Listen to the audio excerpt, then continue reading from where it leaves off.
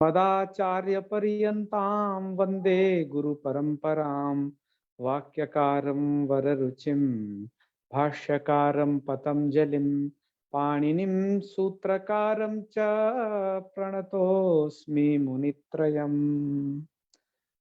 मित्राणि सर्वेभ्यो नमो नमः। आइए, आपका स्वागत है आज की इस कक्षा के अंतर्गत। और आज हम जिस प्रकरण का आरंभ करने जा रहे हैं वो है पूर्व कृदंत प्रकरण।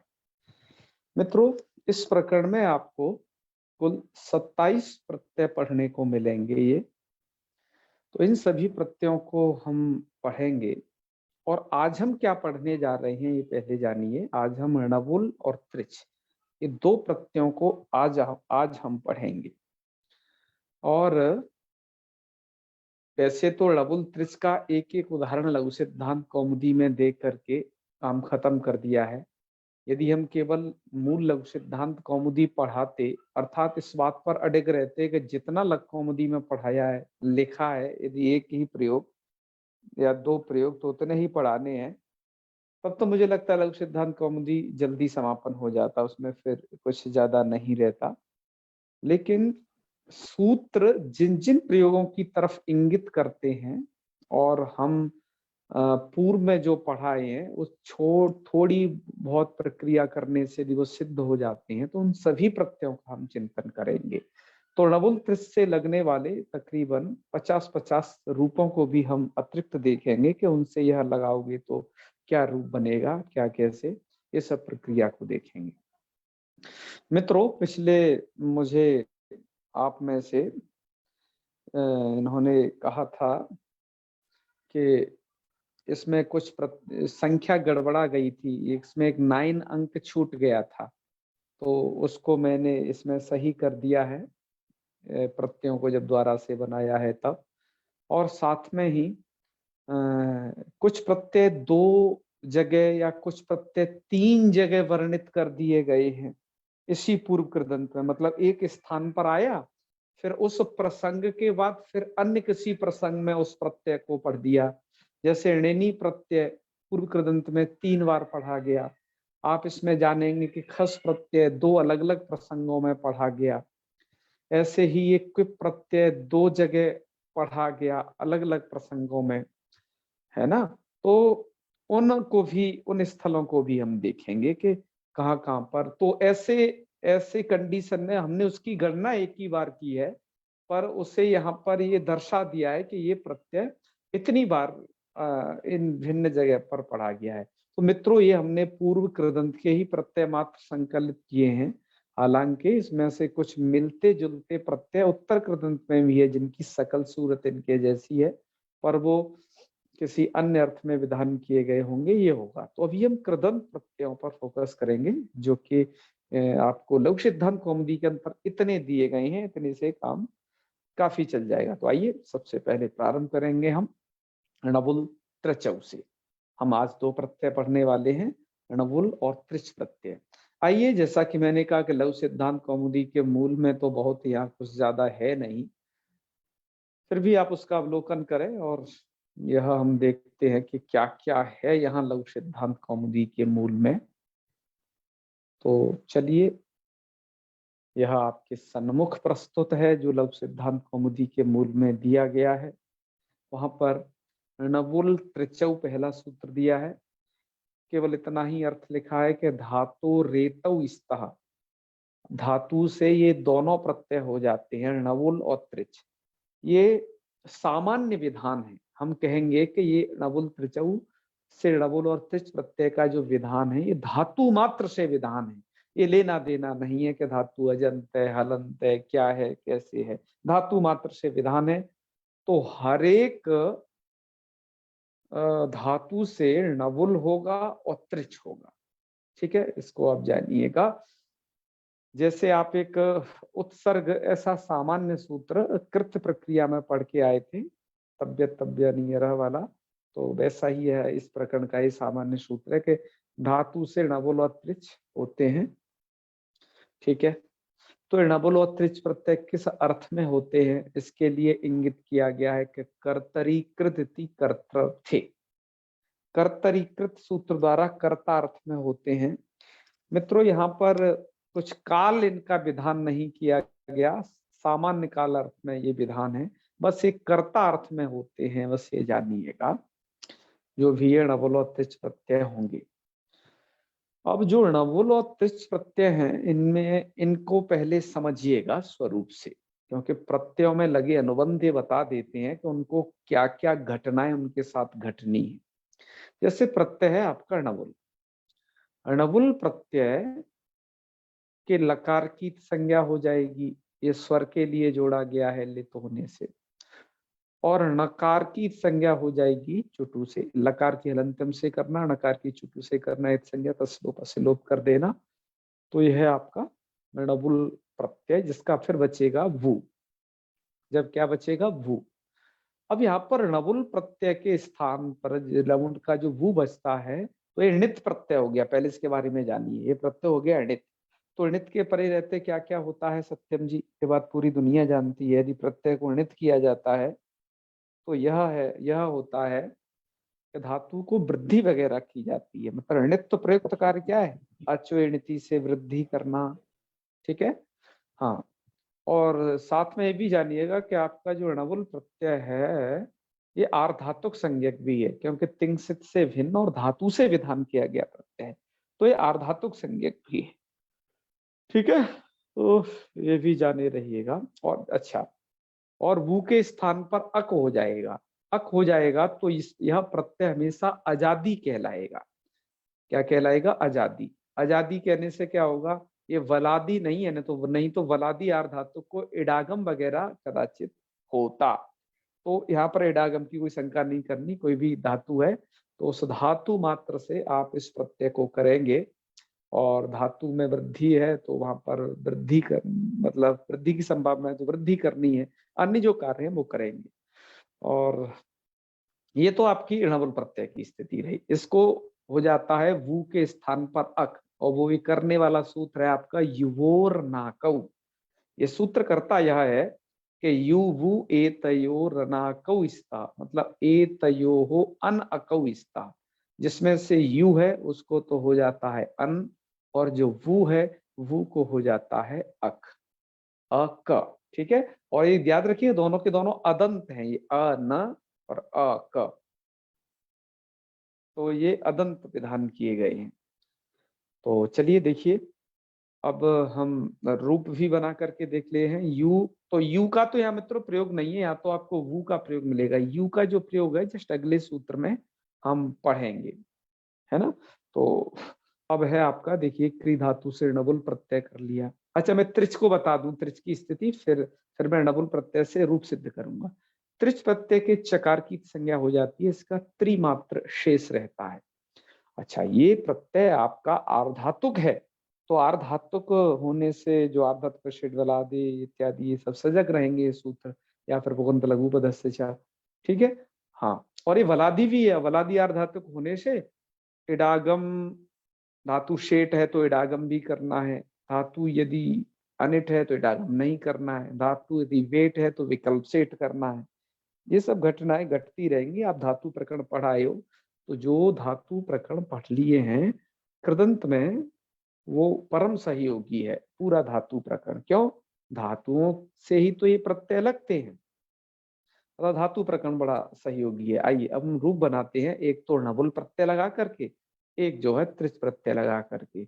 वरदराजाचार्य जी ने या इनके गुरु जी ने यहाँ पर क्री धातु को चुना के, हम क्री धातु से णवुल लगा करके देखेंगे क्या बनता है, और त्रिच प्रत्यय लगा करके देखेंगे कि क्या रूप बनता है। तो चलिए, सबसे पहले हम णवुल प्रत्यय किए, क्री णवुल। णवुल का बच्चा वु, मैंने बताया कि दोनों की संज्ञा हो जाएगी।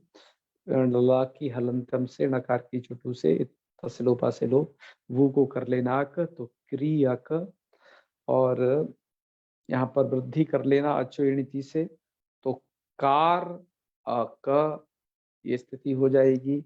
और ये आपका बन जाएगा रूप का र क, और ये कृदंत तत्वात् प्रातिपदिक संज्ञा कर देना, और रुत्व विसर्ग करके कारक बना लेना। तो कारक आपने पुल्लिंग में बनाया, याद रखिएगा, ठीक है। तीनों लिंगों में रूप होंगे इसके। कारकः इति पुल्लिंगे, कारिका इति स्त्रीलिंगे। ठीक है, स्त्रीलिंग में क्या बनेगा आपका ये कारिका। ठीक है, और नपुंसक लिंग में बनेगा कारकम।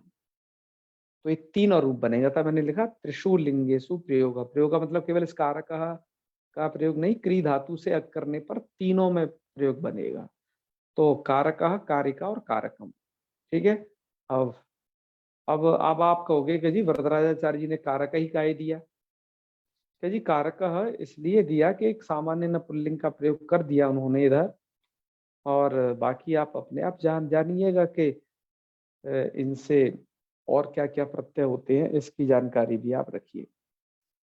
तो ये तो कारक हुआ।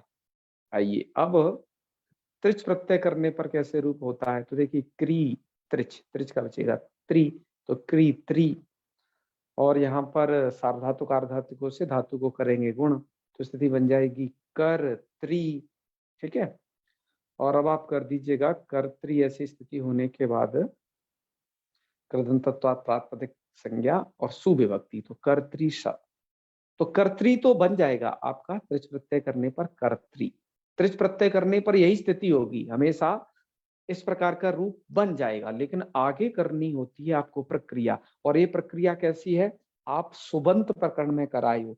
मित्रों आप याद करिएगा, जब आपने धात्री शब्द, पितृ और मातृ शब्द पढ़े थे, तो वहां पर सुप्रत्यय लाने पर कुछ आपको कार्य करने होते थे। जैसे कर्त्री स, ऐसी स्थिति होने पर अनंग करना होता था। ऋदुस्नस प्रुदन स्नेह सांच, अनंग करते थे तो स्थिति बनती थी आपकी कर्तन स, ऐसी स्थिति होती थी। और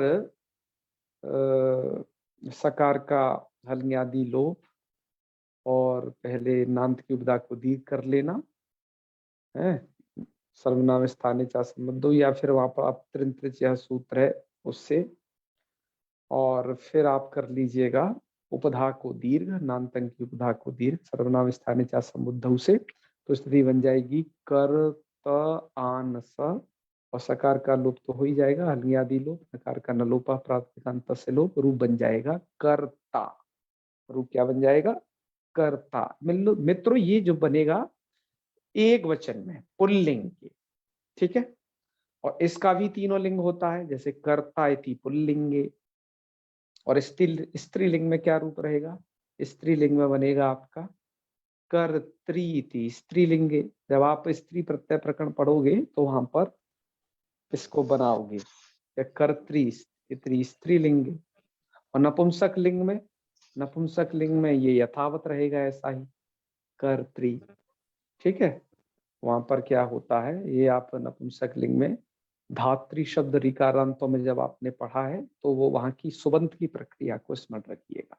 तो मित्रों आओ अब हम जानते हैं कि जब ये अकारांत है तो राम शब्द की तरह रूप चल जाएंगे। ठीक है, गोविंदाचार्य जी ने इस विषय में कुछ लिखा है, आइए हम उसको भी देख लेते हैं, क्योंकि उन्होंने इसके यहाँ रूप भी चलाए हैं और कुछ जरूरी बात लिखी है, जैसा कि हम आपको समझा रहे हैं उसी तरीके से। तो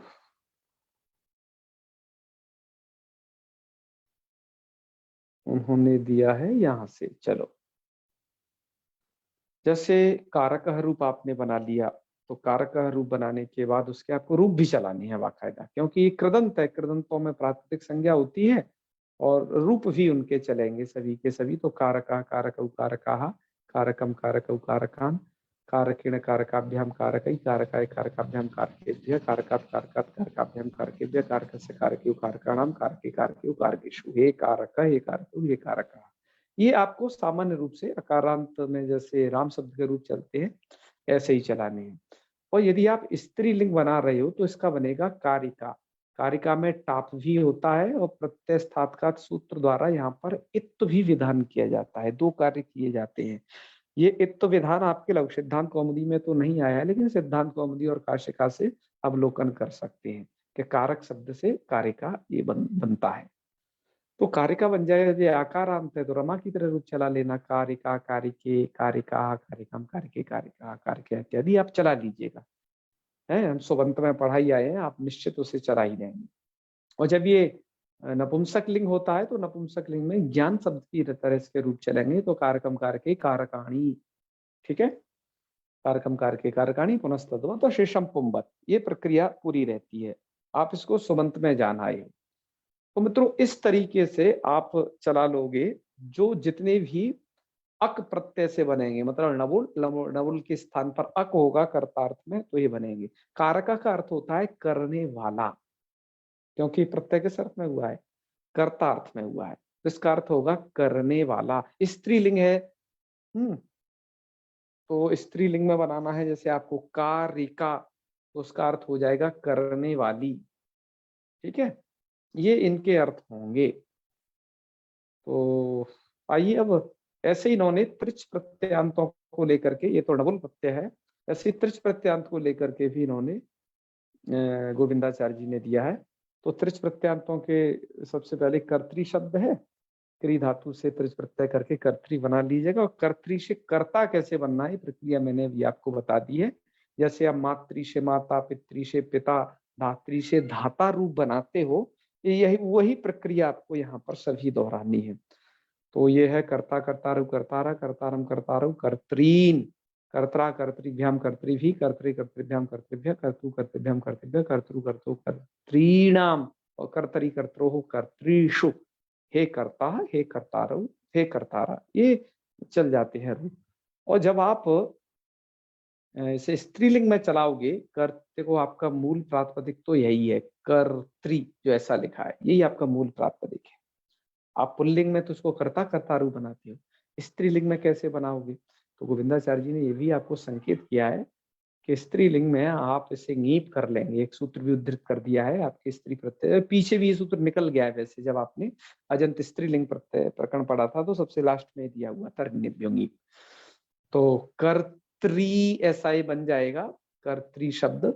और इस कर्त्री शब्द की फिर नदी शब्दवत रूप चला लेना, जैसे कर्त्री, कर्त्रयऊ, कर्त्रया, कर्त्रीम, कर्त्यऊ, कर्त्री ही, इस तरीके से रूप चल जाएंगे, आप उन्हें बनाइएगा। और नपुंसक लिंग में क्या होगा, नपुंसक लिंग में कर्त्री शब्द की जो प्रक्रिया है वो वारी की तरह, कर्तृ कर्तृणी कर्तृणी कर्ते कर्तृणी कर्तृणी, कर्तृणा कर्तृभ्याम कर्तृ, ये सब बना लीजिएगा, कर्तृणी कर्तृभ्याम कर्तृभ्या, सभी रूप वारी की तरह, तो आप उन्हें बनाइएगा। ठीक है मित्रों, तो ये यहाँ पर कुछ आपको प्रक्रिया समझनी थी जो कि सुबंत से भी संबंधित थी। अब चलिए मित्रों, कुछ आपने जो ये पढ़ा इसकी रूप सिद्धि भी देख लेते हैं। इसकी रूप सिद्धि संस्कृत में कैसे करनी है, तो सुधा व्याख्याकार ने वो रूप सिद्धि भी दी हुई है, आप उसका अवलोकन करते हैं, करिए। तो उन्होंने इस तरीके से लिखा, ध्यान दीजिएगा, आप कृदंत प्रकरण पढ़ रहे हो तो इसमें थोड़ा आपको विग्रह भी करना होता है, तो पूरी प्रक्रिया को इन्होंने लिखा है। देखो हमें रूप सिद्ध कैसे करना चाहिए। जैसे आपको बनाना है कारका, तो कारका बनाने के लिए आपको विग्रह सबसे पहले करना होगा करोतीति विग्रह। तो करोतीति, करोती में ती प्रत्यय के अर्थ में आया है, कर्तार्थ में आया था, क्योंकि करोती कुर्ता कुर्बंती आप पढ़े हो ना, कर्तार्थ में ती प्रत्यय है। तो हम जब विग्रह करेंगे तो उसके समान रूप से करेंगे, क्योंकि हम विग्रह कर रहे हैं कारका का, क्योंकि यहाँ पर नवुल प्रत्यय है और उसके स्थान पर हुआ है, तो नवुल प्रत्यय कर्तार्थ में आया है, तो विग्रह उसी से की जाती है। तो करोति इति, अर्थात करोति इति का जो अर्थ है वही कारका का अर्थ। तो करोति इति इस विग्रह में क्री धातो हो कर्तरीकृत इति, कर्तर्थे नवुल त्रिचौ इति णवुली, णवुल प्रत्यय करेंगे, है कर्तरीकृत से कर्ता। और चुटु इति णस्य संज्ञायाम, णवुल के णकार की, और लकार की लस्य हलन्त्यम इत्यनेन संज्ञायाम, तस्य लोप इत्यनेन, न लयोर लोपे युवोर नाकौ इत्यनेन वोः स्थाने अकादेशे तस्य आर्धातुकम शेषः इति आर्धातुक संज्ञायाम, सार्वधातुकार्धातुके इति गुणे प्राप्ते, गुण प्राप्त था, तो अच्वेणति इति वृद्धौ आ इति जाते, वृद्धि आ हो जाएगी, किंतु ओरण रपरा है जिंदाबाद, ओरण रपरा इति रपरे कृदंतत्वात् प्रातिपदिकत्वे और सौ ऋत्वे विसर्गे च कारकः इति रूपम, ऐसे कारकः रूप बना लेना है। और कर्ता कैसे बनाना है, तो विग्रह वही रहेगी, करोति इति विग्रह, क्योंकि दोनों ही प्रत्यय कर्ता अर्थ में, तो विग्रह समान रहेगी। तो करोति थी विग्रह क्री धातु नमुद्रच्यति त्रिची, और त्रिची का च गते, त्रिचा आर्ध धातुकत्वा सार्ध धातुकार्धति गुणे रपरे, और चक्रते कर्त्री इति भूते, और तस्मात उससे सौ सु विभक्ति ला करके विभक्ति कार्य च कर्ता इति रूपम, भाई विभक्ति कार्य कर लेने हैं। अब इन्होंने यहाँ ज्यादा विस्तार से नहीं बताया, सुधा व्याख्याकार वैसे बताते हैं, तो अब कह गए नहीं विभक्ति कार्य कर लो, क्योंकि पीछे बताए जैसे धात्री से धाता, पितृ से पिता, इसी तरीके से आपको कर लेने हैं। ऐसे आइए मित्रों कुछ रूपों का और भी अवलोकन करते हैं कि अब ये दो रूप केवल एक णवुल का पढ़ लिया, एक त्रिच का पढ़ लिया, इससे काम तो नहीं चलेगा। शास्त्रों में तो और भी तमाम रूप भी देखे जाते हैं। तो गोविंदाचार्य जी ने कुछ का संकलन कर दिया है, तो आइए इनको समझते हैं कि कैसे किया है। जैसे याच धातु है, विग्रह तो इन्होंने सामने लिख दिए कि विग्रह होगा याचत इति है, याचत इति वो संधि हो गई, नहीं तो याचत इति था। तो याच धातु से णवुल, और णवुल भू, भू को होगा अक, तो याचका। ध्यान रखिएगा, धातु हलंत है तब तो सीधा लगा दीजिएगा। अब जैसे आप यहाँ दूसरी धातु देख रहे हो, थोड़ा जूम बढ़ा देते हैं आपको और भी साफ दिखाई दे। जैसे दूसरी धातु आप यहाँ देख रहे हो नी धातु, नी धातु अजंत है, तो जब आप इससे णवुल प्रत्यय करोगे तो वू को हो जाएगा अक। तो जो नी धातु है ना, तो उसे नी को आप वृद्धि कर लेना आई, तो नई प्लस वू को हो जाता है ना अक, तो नई प्लस अक। क्या काम हो जाएगा यहाँ? आय आदेश। हाँ, आई को हो जाएगा आय, तो नायक बन जाएगा। मित्रों मैं वही कह रहा हूँ, बस आपको संधि कार्यों पर ध्यान देना है। यदि धातु आपकी अजंत आ जाए तो, हलंतों में तो आप बस आपको याद ही रख, हलंतों में तो बस ये देखना है यदि कहीं सार्वधातु धातु को लग सकता है वो नहीं, यदि अपवंत लघु से लग सकता है वो लगाना है। और बाकी तो इधर यदि धातु अजंत है तो उसमें अचोणिति से आपकी अजंत अंक को वृद्धि हो जानी है, और फिर आव इत्यादि जो आदेश संधि कार्य वो कर लेने। तो लिख धातु है, विग्रह कर लेना लिखती थी, तो लिख से लेख का बनेगा, ई को एक कैसे हो गया, तो वही पवंत लघु से गुण लेख का। सेव धातु है, रक्षा करने अर्थ में या सेवा करने अर्थ में आती है ये, तो सेवते इति सेवका, सीधा मिला दिया। दृश्य धातु है, अच्छा दृश्य धातु में री है, वो भी उपधा में है, तो पवंत लघु से गुण कर लेना है।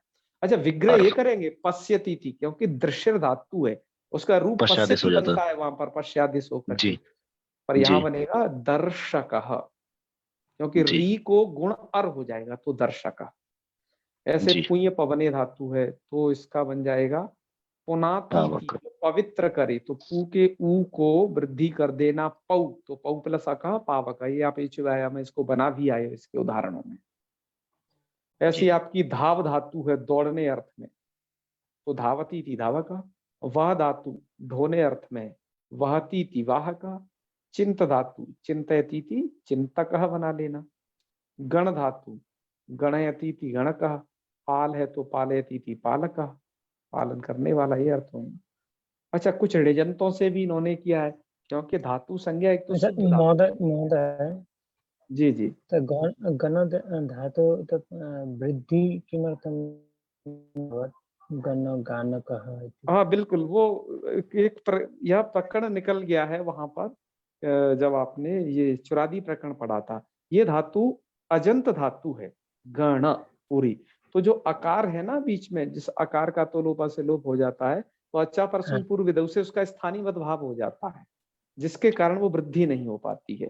जैसे आपकी गण धातु, कथ धातु, ये धातु अजंत धातुएं हैं वहां पर, उस प्रकरण में हमने जब पढ़ाया था तो बताया था। ठीक है ना? ठीक है जी जी जी। अच्छा 12वीं नंबर की धातु देखिए, जैसे पठ। अच्छा ये अब कैसी धातुएं बता रहे हैं, ये हैं आपकी आतिदेशिक धातुएं। जैसे ये ऋजंत धातुओं के दो उदाहरण हैं, पहले से निच प्रत्यय कर लिया। जैसे वैसे तो पठ धातु थे, यदि आप पठ से ध्यान दीजिएगा, पठ धातु है जो पढ़ने अर्थ में आप जिसे लेते हो, वैसे पठ व्यक्तायाम वाची है, उससे णवुल प्रत्यय करते हो और वू को कर देते हो अक, तो आपकी स्थिति हो जाएगी पठ और अक। ठीक है, और यहाँ पर यदि आप अतोपधाया उपधाकार को वृद्धि होती है तिणित प्रत्यय के परे रहते हैं। तो यदि वृद्धि कर देते हो तो रूप क्या बन जाता है? पठ धातु से पाठक बन जाएगा। तो यहाँ पर पढ़ने वाले को पाठक कहेंगे।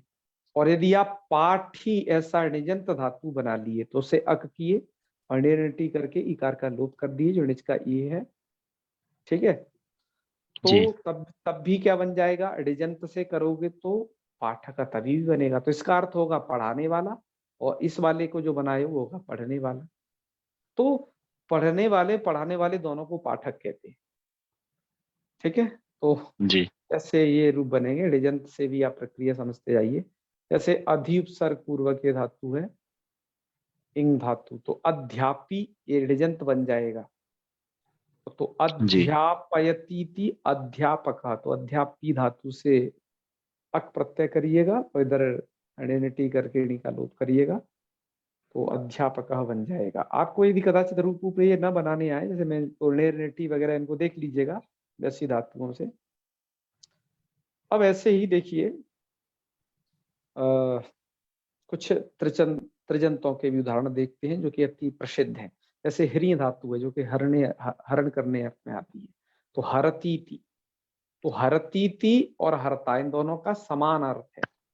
तो हर तो वस्तुतः क्या है, मूल तो आपका जो प्रातिपदिक बनेगा वो बनेगा हरत्री है, इसे तो मिटाओ, हरत्री लिखो। आपका मूल प्रातिपदिक इसका ऐसा बनेगा हरत्री, और इसका हरत्री जैसे धात्री का दाता, ऐसे हरत्री का हरता, ठीक है। ऐसे ही गम धातु से जब आप त्रिच प्रत्यय करोगे तो रूप बनेगा गंत्री। ये मूल प्रातिपदिक बनेंगे। मित्रों में मूल प्रातिपदिक आपको इसलिए बता रहा हूं क्योंकि इसी मूल प्रातिपदिक से जब आप पुल्लिंग में रूप बनाओगे तो ये हरता या गंता ये रूप बना लोगे। लेकिन स्त्रीलिंग में आपको मूल प्रातिपदिक से केवल ङीप कर देना, बस ङीप का ई बचेगा, तो हंत्री गंत्री है ना, मतलब हरत्री और गंत्री इस प्रकार के रूप ये बन जाएंगे इनके। समझ रहे हैं ना? तो ये स्त्री है और हन धातु है तो हंत्री भी बनेगा, आगे वो भी दी है धातु इसमें। तो अच्छा, और यदि हम नपुंसकलिंग लाते हैं तो बिन जो आगे कोई प्रत्यय नहीं रहता, स्वादि में लोप हो जाता है। अभी आपने देखा कि वारी शब्द की तरह तब उसके रूप चलते हैं। तो इसलिए हम आपको विशेष करके बता रहे हैं कि ये जो है मूल प्रातिपदिक पर आपको ध्यान देने की आवश्यकता है यहाँ पर। चलिए आगे बढ़ते हैं, आगे कुछ बात और भी कर लेते हैं। जैसे अब हन धातु है तो हंतीति हंता, हंता ही पुल्लिंग है, ध्यान रखिए। स्त्रीलिंग होता हंत्री ऐसा बनेगा। चलो फिर है भुज, तो भुनकती भोक्ता है ना। तो अन्नम ब्रह्मा रसो विष्णु भोक्ता देवो महेश्वरा। बड़ा ही प्रयोग है त्रिजंतों का, और इस णबुल त्रिचौ से होने वाले णबुल प्रत्यय के स्थान पर जो होता है उसका बहुत प्रयोग है, बहुत। फिर श्रु धातु, श्रृणोती श्रोता। श्रु धातु से ये श्रोता बन जाता है। यहाँ पर स्थिति यही है कि उकार को गुण हो जाता है, क्योंकि त्रिच प्रत्यय मैंने आपको बताया आर्धातुक है, तो जो आर्धातुक प्रयुक्त कार्य हैं वो सब हो जाएंगे। ज्या धातु है जानाती थी ज्ञाता बन जाएगा। दा धातु है ददाती थी दाता बन जाएगा। क्री है तो क्रीणाती थी क्रेता बनेगा। और रच है तो रचयती रचयती थी रचयिता। यहाँ पर याद रखिएगा रच धातु शेट है, अतः वहां पर त्रिच प्रत्यय के परे रहते इट होकर के रचयिता बना। बाकी जो उदाहरण दिए यहाँ पर इन्होंने और वो अनिट धातुओं के दिए, अतः त्रिच के परे रहते कहीं पर इट नहीं हुआ है, ठीक है। तो ये गोविंदाचार्य जी ने थोड़ा इस तरीके से इस पद्धति से दिए। वैसे आपको कुछ बातें कुछ सूत्र और भी याद रखने चाहिए इस विषय में। भीमसेन शास्त्री जी ने उनकी तरफ इंगित भी किया है, उन कार्यों की तरफ और वैसे बनने वाले रूपों की तरफ भी उन्होंने संकेत दिया है। आप इसे भी देखें। तो चलिए इनका ये कहना है। क्या कुछ कोई प्रश्न कर रहे हैं क्या? चलो पठ, अच्छा ये हो गया पाठ का, ये तो आपको बताया था। कुछ जगह आपको बताना है तो बताया से वृद्धि, जैसे गई धातु है तो गायती थी, तो आई को आयादेश करके गाय का बना लीजिएगा, ठीक है। जी अच्छा जी। कोई धातु, जैसे कोई धातु यदि, तो गई से गायक बन जाएगा। कि यहाँ पर क्या किया है, तो स्थिति बता रहे हैं कि जो धातु एजंत है वहां पर आदेश उपदेश स्थिति से आत हो जाएगा, तो गा प्लस अक, और आतो युग चिड़ों से यहाँ पर युग होकर के गायका बनेगा।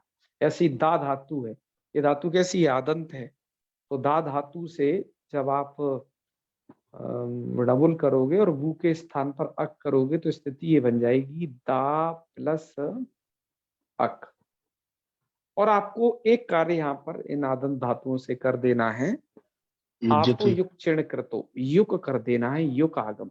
तो युग कित है तो धातु के बाद में बैठेगा, तो युग का यकार आप यहाँ बैठाइएगा, तो जी दायक दायका ऐसे बना लेना, जी ठीक है। तो एक तो ऐसी आदंत और एजंत धातुओं पर ध्यान रखिएगा, आप तो एक चिण कृतो लगाना ना भूलिएगा उनमें, क्योंकि एजंतों को भी पहले आप तो कर लिएगा आदेश उपदेश स्थिति से, जब वो आकारांत हो जाएंगे तो आपको आप तो एक चिण कृतो के घेरे में आ जाएंगे, ठीक है।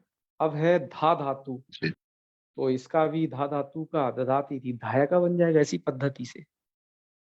अच्छा पच धातु, पच धातु का पचती थी पाचक बनता है, यहाँ पर वही अतुपधाया करके उपधा वृद्धि हुई है, क्योंकि यहाँ धातु के उपधा में आकार है ह्रस्वकार, तो ह्रस्वकार वाली धातुओं के उपधा को वृद्धि करते रहिएगा, ठीक है। जी और लेकिन गण संख्या ने धातु में नहीं हुई थी, जैसा हम अभी आप लोगों ने प्रश्न किया था, तो वो क्योंकि वो धातु अदंत है, चुरादी गण में कुछ धातु अदंत पढ़ी गई हैं इसलिए, ठीक है। अच्छा जी छेद धातु है तो गुण करके छेदक बनाइएगा, ब्रू धातु है तो ब्रवीति थी, तो ब्रू को वच आदेश हो जाता है मित्रों, ये याद रखना, क्योंकि ये धातु को आदेश किया गया है, तो इसका बनेगा ब्रवीति वाचक, ठीक है। ये आपने तिगंत प्रकरण में पढ़े हैं, तो ये कुछ कार्य आपको याद रखनी है।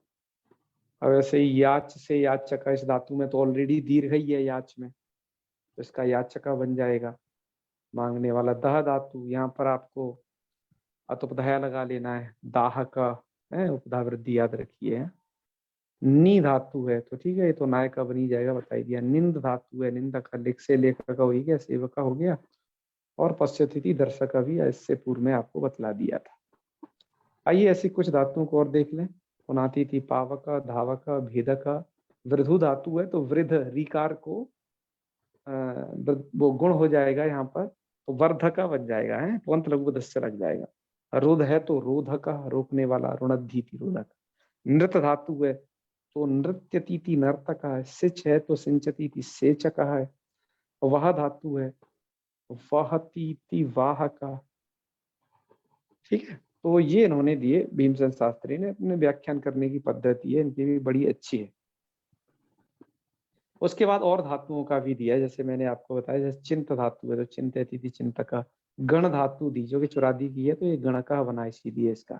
पाल धातु पालक, स्थापी का, ये स्थापी धातु स्था धातु है, लेकिन इसे ऋजंत करके स्थापक है, अणी का लोप हो जाएगा, वो को अक कर दिया स्थापक। मोदी से मोदक, प्रसन्न होने अर्थ में आती है, ये भी निजंत है। पाठ, पाठ है थी पाठक बन जाएगा। अध्यापी तो आप जानिए अध्यापक ये होगा, तो ये ऋजंतों से भी होता है ना, मतलब आतिदेशिक धातुओं से भी होता है।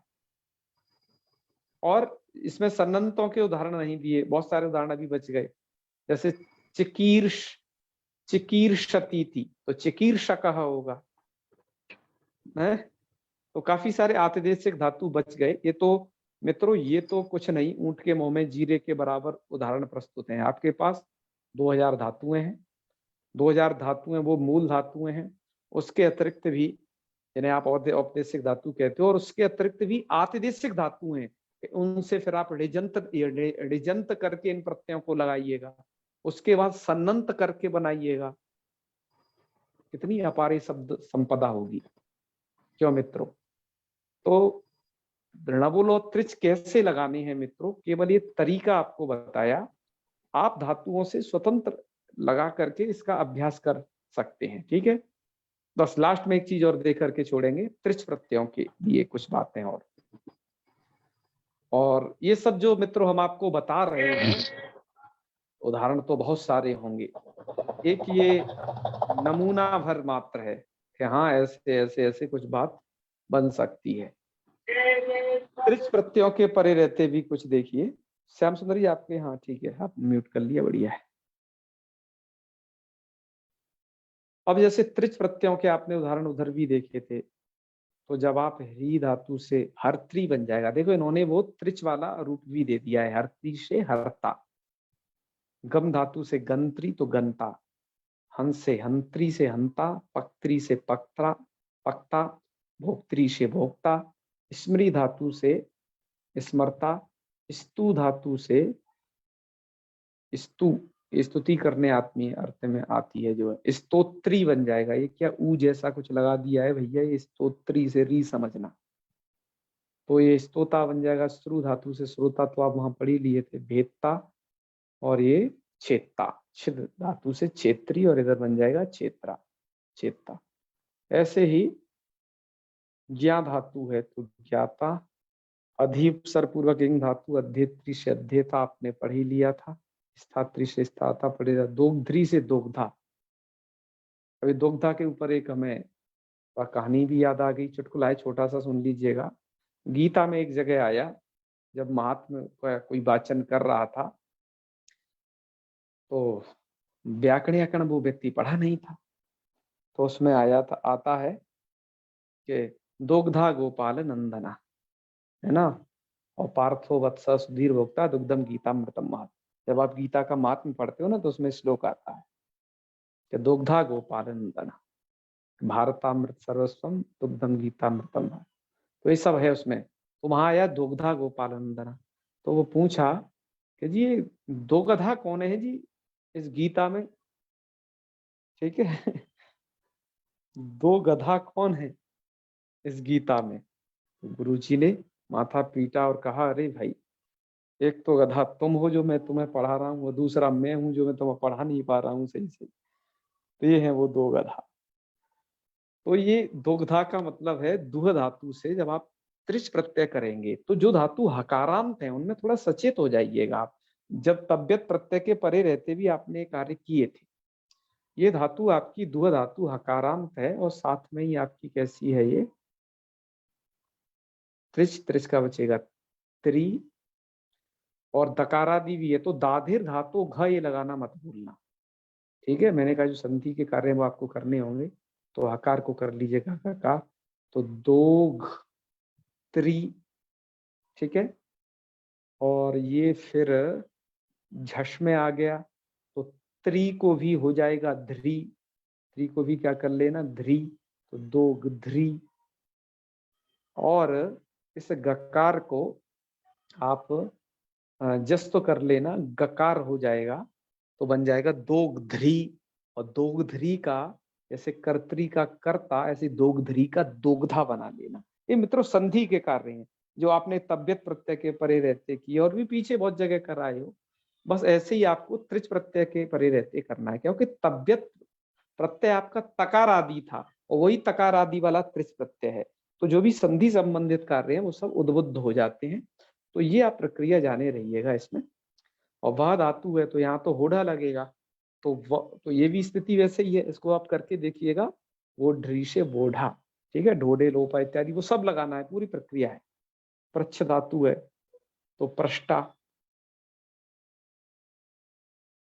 और दा धातु है दात्री, तो दाता, क्री से क्रेता, मंगता, सृष्टा, सब दिया।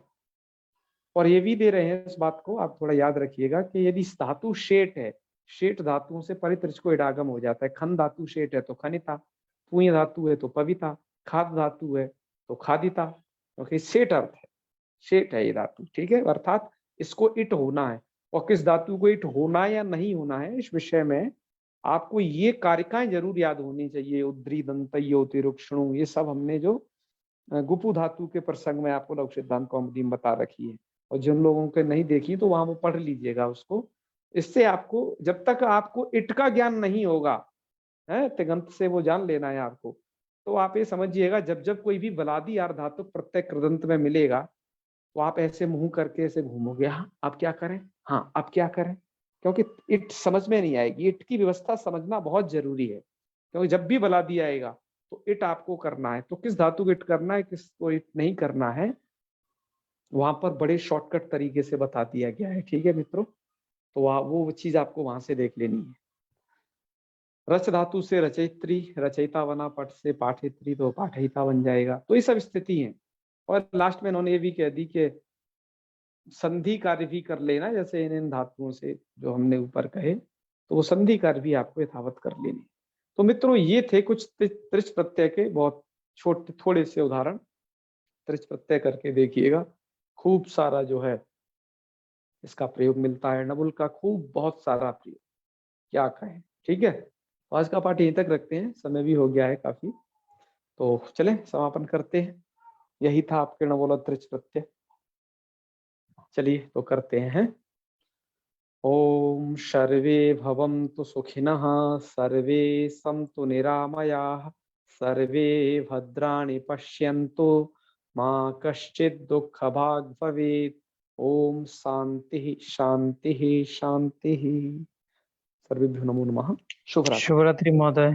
जी प्रणाम गुरुजी। महादेव महादेव शुभरात्रि। महादेव महादेव।